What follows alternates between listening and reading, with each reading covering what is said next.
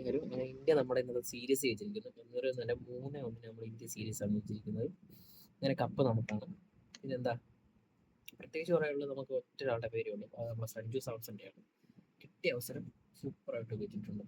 കിട്ടിയ അവസരം ഒരുപാട് കളിയായിട്ട് അവസരം കിട്ടാൻ നിൽക്കുമായിരുന്നു. ഗിറ്റിൻ്റെ പകരക്കാരനായിട്ട് ഇറങ്ങുന്ന സഞ്ജു കിട്ടിയ അവസരം ഉപയോഗിച്ചിരുന്നു. ബാറ്റിങ്ങിനാണെങ്കിൽ തന്നെ 22 ബോളിൽ 37 റണ്ണും 4 ഫോറും 2 സിക്സുകളോടെ 168 സ്ട്രൈക്ക് റേറ്റോടെ നമ്മൾ ഈ സഞ്ജു ചെയ്യേണ്ടിയിരുന്നു. അതുപോലെ നല്ല ക്യാച്ച് രണ്ടെണ്ണം ഉണ്ടായിരുന്നു, രണ്ടെണ്ണം എടുത്തിരിക്കുന്നു. പിന്നെ പറയാനുള്ള ബാറ്റിംഗ് അഭിഷേക് ശർമ്മയുടെ കാര്യമാണ്. അഭിഷേക് ശർമ്മ സഞ്ജുവിടെ നല്ല പാർട്ണർഷിപ്പ് സ്റ്റാർട്ടിങ് നല്ല രീതിയിൽ കൊടുത്തിട്ടുണ്ടായിരുന്നു. അടിപൊളിയായിട്ടുള്ള കളിയായിരുന്നു. പിന്നെ വന്ന് തിലക് കുറച്ച് കാലമായിട്ട് അറിയാമല്ലോ, തിലക് നല്ല കളിയാണ്. ഇതിൽ നമ്മുടെ സുരേഷ് റെയ്നയുടെ ഒരു കറക്റ്റ് ഒരു പകരക്കാരനാണ്. ബോളിംഗ് അല്ല, സുരേഷ് റെയ്ന ബോളിങ്ങിലും ഉണ്ടായിരുന്നു. പക്ഷെ ബാറ്റിംഗ് നമുക്ക് അവിടെ ഒരു മിഡിൽ ഓർഡർ സെറ്റാണ് തിലകിൻ്റെ. പിന്നെ നമ്മുടെ ക്യാപ്റ്റൻ നമ്മുടെ സൂര്യകുമാറാണ്. അറിയാലോ, സൂര്യകുമാർ കുറച്ചു കാലമായിട്ട് പ്രൊമോട്ടാണ്. വരുമെന്നാണ് നമുക്ക് പ്രതീക്ഷിക്കാം. നോക്കണം കണ്ടറിയണം, അതൊക്കെ നടക്കും. പിന്നെ എൻ്റെ മോനെ ജാതി കളി, കുറെ കാലമായി ഇതിൻ്റെ കളി കണ്ടിട്ട്. അടിപൊളിയായിട്ട് ഹാർദിക് പാണ്ഡ്യ കിടുക്കൻ എന്ന് വെച്ചാൽ ഒരു പോക്കറ്റ് ഡൈനാമോ എന്നൊക്കെ പറയുന്ന സാധനം. അടിപൊളി ഗാനം, അടിപൊളി കളി കളിച്ച് ഇന്ത്യയിലെ രണ്ടാമത്തെ ഫാസ്റ്റസ്റ്റ് 50 T20 അടിച്ചേക്കുന്നത്.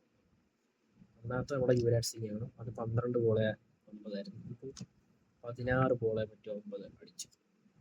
പവർ ഹിറ്റിംഗ് എന്ന് പറഞ്ഞാൽ ഇന്ത്യ ഹിറ്റിംഗ് ആയിരുന്നു. 5 സിക്സും 5 ഫോറും അടിച്ച് പുള്ളി 63 റണ്ണോളം അടിച്ചെടുത്തിട്ടുണ്ട്. വെറും 25 ബോൾ. അത് അടിപൊളി കളിയായിരുന്നു. പിന്നെ നമ്മുടെ ദൂബെ വന്ന് 2 4 6 ഒക്കെ അടിച്ച് ഫിനിഷ് ചെയ്തിട്ടുള്ളൂ. അവരുടെ ബോളിങ് അങ്ങനെ പറയാനും മാത്രമൊന്നുമില്ല. എങ്കിലി 4 ഓവറിന് 29 റൺ അടിച്ചെടുത്ത്. പിന്നെ ജാഡ്സൺ 4 ഓവറിന് 50 റൺ കൊടുത്ത്. ബാറ്റ്മാൻ 3 ഓവറിന് 39 1 വിക്കറ്റ് എടുത്ത്. പിന്നെ ബോഷ് അത് 3 ഓവറിന് 44 റണ്ണിന് 2 വിക്കറ്റ് എടുത്ത്. പിന്നെ പെനീറി എന്ന് പറയുന്ന ആള് 2 ഓവറിൽ 20 റണ്ണ് കൊടുത്ത്. പിന്നെ ലിൻഡെ എന്ന് പറഞ്ഞ ആള്, അവനെ ആ ഹാർദിക് പാണ്ഡ്യ മതിച്ച് തീർത്തിട്ടുണ്ട്.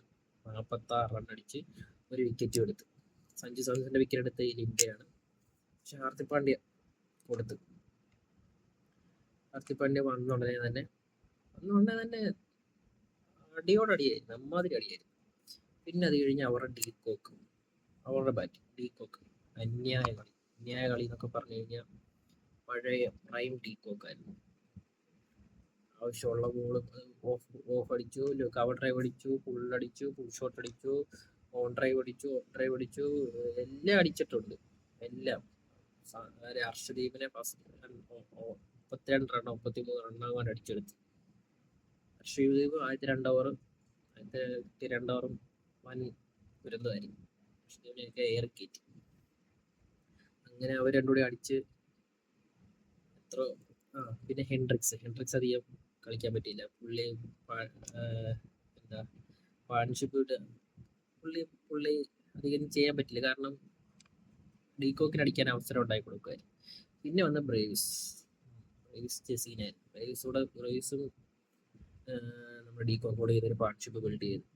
അത് അത്യാവശ്യം ബിൽഡായി. പക്ഷെ കളി ചേഞ്ച് നടന്നത് ബുംറ വന്ന് എൻ്റെ മോനെ അറിയാലോ എന്നാ ബോളിങ്. കരിയറിലെ ബെസ്റ്റ് കുറച്ച് സാധനം ചെയ്യാം. ഒരു ബൗൺസർ എറിഞ്ഞു, സ്ലോ ബൗൺസർ എന്ന് ഓർക്കണം. അത്യാവശ്യം നല്ല സ്ലോ ബൗൺസർ ബുംറ എറിഞ്ഞു. അത് ഡീകോക്ക് അടിക്കാൻ നിൽക്കുന്ന സമയത്ത് എല്ലാവരും ഫാസ്റ്റ് ബൗൺസർ എറിയും. ഈ സ്ലോ ബൗൺസർ നെഞ്ചിന്റെ താഴെ കൂടെ ഫാസ്റ്റ് ബൗൺസ് പോലും പോവാതെ ബുംറ ഒരു ബോൾ എറിഞ്ഞു ഫസ്റ്റ് ഓവറിൽ തന്നെ. ബുംറയുടെ ആദ്യത്തെ ഓവർ അടിപൊളി ബോളായിരുന്നു. കണ്ടിട്ടില്ല അങ്ങനെ ഒരുപാട് ബോളർമാർ എറിയുന്ന കണ്ടിട്ടില്ല. പിന്നെ വാഷിംഗ്ടൺ സുന്ദർ അത്യാവശ്യം റണ്ണ് അടിക്കുന്ന കുറച്ച് ആ ടൈമിൽ ഹർഷദീപിനെയൊക്കെ അടിച്ചപ്പോഴത്തേക്ക് നല്ല രീതിയിൽ കയറുമെന്ന് വിചാരിച്ചതാണ്. പക്ഷെ വാഷിംഗ്ടൺ സുന്ദർ അത്യാവശ്യം നല്ലത്. പിന്നെ ഒരുത്തം വന്നു, അവനാണ് ഉമറുടെ കളി മാറ്റിയത്.